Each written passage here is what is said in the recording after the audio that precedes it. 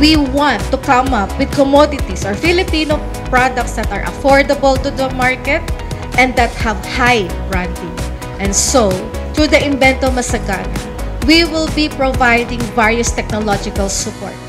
This includes bridging the gap by coming up with all our networks from the academe, from the industry, from the community. We'll be providing whatever our merchants need so that they become sustainable.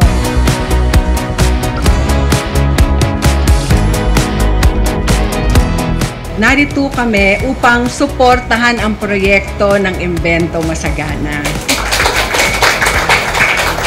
Naniniwala kami na sa ganitong mga inisyatiba, nagmumula ang tunay na tinatawag na inclusive growth.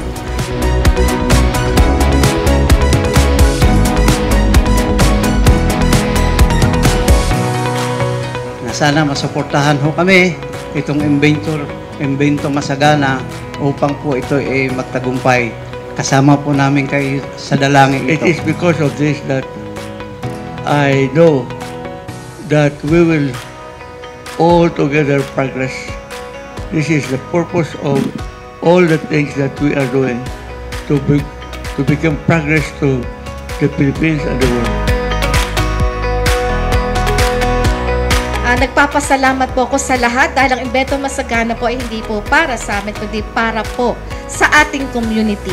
Ang ating itong mga presidents dito ng various communities, ito po ang magbibigay sa inyong pamamaraan kung saan maire-resell ninyo ang mga produkto po ng ating mga merchant.